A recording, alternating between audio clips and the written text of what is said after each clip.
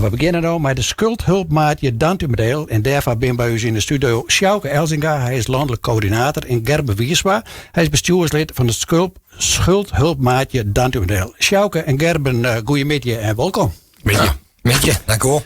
Sjouke, om met jou te beginnen. Wat doe je hem als schuldhulpmaatje? Want u bent landelijk coördinator. En hoe groot is die stichting?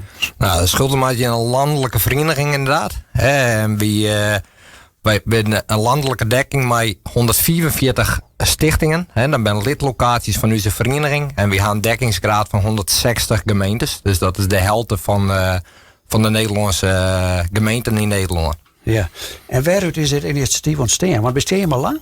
We zijn al bijna 15 jaar. In de kredietcrisis van 2009 waren is vanuit de kerken. Er waren steeds meer kerken zagen al vallen naar mensen om. En toen was dat eigenlijk, na de kredietcrisis kwamen steeds meer mensen in schulden en problematiek en financiële problemen. En vanuit daar hadden ze zijn, we moeten dit groter ompakken. En vanuit daar is Schuldhulpmaatje Nederland oprichten. Maar een vrijwilligersorganisatie met professionele hulp die aan. Of vanuit het en vanuit daar zien we eigenlijk een groeiende toename van schuldhulpmaatje locaties. Droegen vanuit de kerken door heel Nederland. En ben we op de dag nog steeds volop mee bezig. Ja, maar het initiatief is uit de kerk ontstaan, zei je in die tijd. Ja, het is nog steeds het initiatief vanuit kerken, droegen door kerken.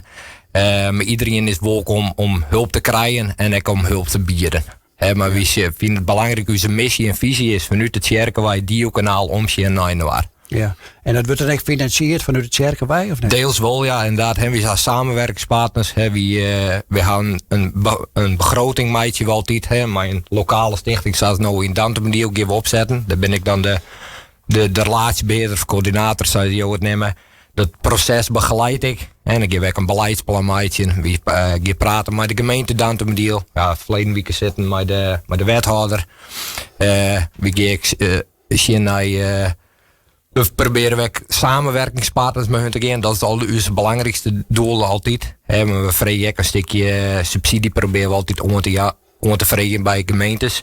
Omdat we de gemeentes hadden er heel beschikbaar voor om werk in de regio dat te doen vanuit schuldenproblematiek.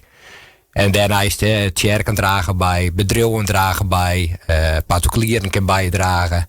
Dus op diverse manieren proberen wij het draagvlak te aan, zodat wij zoom blijven daarin. Ja, want werk je alleen met vrijwilligers of zijn er ook betaalde krachten bij? Landelijk zitten we op een paar betaalde krachten inderdaad, omdat het werk iemand die moet worden. En lokaal is het bestuur vrijwillig. Dat zijn eigenlijk alle vrijwilligers. En soms in de grote locaties zoals in Den Haag en die werk je wel eens met een betaalde coördinator. Maar die had er 40 uur werk aan. Dat kan net vrijwillig dienen worden.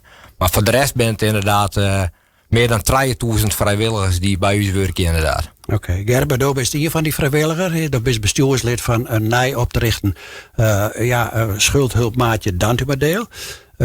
Rent het al of ben je echt nog in het organiseren van de wand op dit moment? Ja, we zitten eigenlijk nog in de opbouwfase. Dus Sjouke had op een gegeven moment mee vregen dat ik meidwaar in het bestuur. Daar zitten we met nog twee mensen.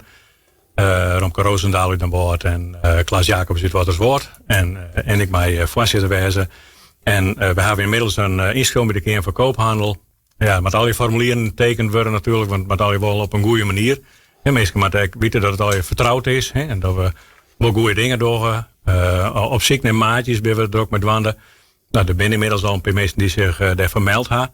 Dus daar ben we heel blij mee. Want het is natuurlijk wel fantastisch dat er mensen binnen die het hun vrije tijd steken wel in hun medebewender die het moeilijk had. Die zaken naar de padden kregen. Nee, want dus even op die maatjes, de nemers toch krijgen, wat gaan die maatjes dan doen? Die gaan letterlijk naar mensen die dat nodig hebben? Ja, klopt. Zodra het mensen in de moeilijkheden zitten, de financiën net op orde krijgen, soms zijn er ook orenproblemen. Vaak had het mij meer dingen te maken dan alleen de financiën. Ja, dan kun je ze contact opnemen en dan kun je ze een maatje daarwezen krijgen die wordt echt zocht bij zijn gezin. Dus daar die coördinator voor hem om te zien van waar past bij dit gezin. En die helpt dan mij. Soms zit er een prototype in, soms zit er net vol tijd in. Dus maar kijk wat er precies nog aan is. En die rint mij zijn gezin mij om het weer op orde te krijgen. Ik kan soms zelfs wijs dat het al in een proces zit bij de gemeente. Hè, dat het in een professionele traject zit. Maar dan nog rint zijn maatje mij om met die mij te gaan naar de gemeente en andere afspraken maken we hadden. Ja, want dat is een lijntje dus via de gemeente, dat begrijp ik. Maar hoe kom je hem oorzaak de mensen? Kunnen ze zich aanmelden bij hem of hoe gaat dat? Dat echt. Dus er komt straks binnenkort komt er een website in de loft en daar zitten EUC-mailadressen op, gegevens, waar de coördinator is. Want vaak is er met de coördinator contact opnemen.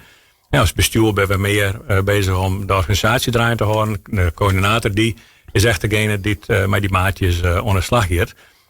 Daarnaast ben wij als bestuur, maar we zorgen dat we partners krijgen. Hè. Dus ik ga vanuit mijn vorige baan nog een goed netwerk. Maar denken aan een wenningcoöperatie, IFKE, maar sportverenigingen. Het kan van alles wezen.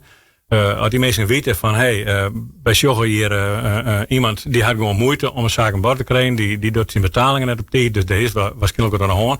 Die kan dan zijn persoon eventueel terugverwijzen. Dus, en de gemeente is natuurlijk een hele belangrijke partner, het gebiedsteam. Ja. Die komt natuurlijk echt van alles zien. Ja, want hij heeft zicht op hoeveel mensen eventueel, dit gaat een dantumedeel, op deze manier hulp nodig hebben. Dus eigenlijk zulke grote schulden hebben als ze er zelf lekker uitkomen, denk ik. Nou ja, we hebben eerst een miszicht op wat er eigenlijk echt speelt. Hè. Er wordt zijn dat 60% van de mensen die het financieel probleem hebben net in beeld binnen. Dat vind ik best wel heel protte. Ja, maar er zit een drempeltje denk ik in om misschien die echt wel onder te melden. Dan. Nou ja, het is echt een stukje schaamte natuurlijk. Ja, hè. Ja. En toen probeer je toch altijd nog trots te gaan. Dan denk je van, nee, weken wordt het vast beter of volgende maand. Dus mensen zetten soms echt 4 lang nog terug. Terwijl mijn zijn maatje, die even mij die mij rent, volle sneller weer op een rit best en gewoon weer zelf verder kist. Ja, het is misschien nog wordt er gauw, maar is er een lijn zichtbaar waar toch mensen in een schuldenrijtje van hem? Dat, eigenlijk voorliggende probleem, dat nemen ze correct dat ik al van waar toch mensen in de schuldenrijtje. Is er een lijn in te ontdekken van hem of is het nou nog te gauw eigenlijk? Ja, misschien een story. Die zeggen vooral inderdaad dat bij levenskruispunten daar de grootste problematiek leidt om konst op schulden te gaan. Dus inderdaad mensen gaan samenwonen of op zichzelf 18 hier. Dat op je met de gemeente betalen we zorgverzekeringen. Dus mensen hadden dat net al. Dus jongeren is ook gewoon een groot probleem. ZZP'ers is wel een groot probleem. Die met echtscheidingen. De kisten echtscheidingen tot samen waar je overlijden. Dat zijn allemaal risicofactoren waar je heger in de problemen komt. En wie eigenlijk landelijk hebben wij data dat we kunnen verzamelen van er zijn een aantal risicofactoren per postcode kunnen we zelfs zien van daar is de kans heger. Maar het lijkt vooral op levenskruispunten. Dat meeste te maken. En daarnaast vind ik het echt belangrijk om te zeggen dat het echt iedereen komen kan. Het is net alleen, het kan echt iedereen, van arm tot rijk.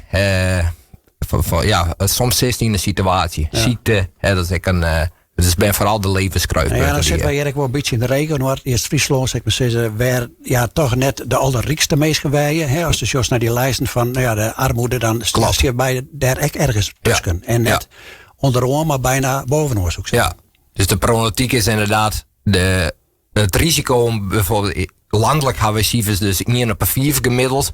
Die een komens op schuldenproblematiek had. Dat leidt in Friesland en in de gemeente Dantumedeel, Noord-East-Friesland ook, leidt het inderdaad het risico wat heger, wel richting 1 op 3. Ja. Zei net dat 1 op de 3 huishouden dat daadwerkelijk had, maar het risico is wel heger inderdaad. Ja, misschien nog even als ouder, want ik heb met de data. Je bent nou dwaan daarmee dus het operationeel maatje van schuldopmaatje Dantumedeel. Wanneer is er een concreet zicht op wanneer mensen zich onmelden kennen? Je website is. Nou kan men zich ook al onmelden. Of tenminste, we zien kijk naar maatjes. Dus maatjes kunnen zich ook onmelden. Maar dat gaat nou nog via de landelijke website. Schuldhulpmaatje.nl. Binnenkort komt er een website van u.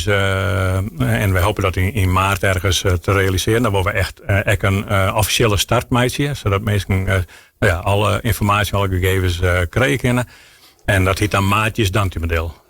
Dat wordt dus stichting heen, want elke gemeente had zijn eigen stichting. stichting. Dus wij werken alleen maar in Dantumedel. Ja, en dus, als dat echt in tijd zegt, waardoor je hem echt los kennen, dat is meestal zich gewoon wel kennen. Als ze een beetje ja, naar maart. Maart is wel de bedoeling. Dat is dus streven om in maart echt formeel te starten. Ja. Nou, man, ik wil je danken voor je taljachting en een heel soort succes met dit project eigenlijk, mag ik zeggen, denk ik. Ja, zeker. Dus bedankt dat we even wat mochten vertellen over schuldopmaatje. En we hopen dat steeds meer mensen echt geholpen worden. Want dat is het allerbelangrijkste. Ja, verbinding en dat we naar waarom je. Dank je wel. Van nou en hopelijk weekend. Dank je wel.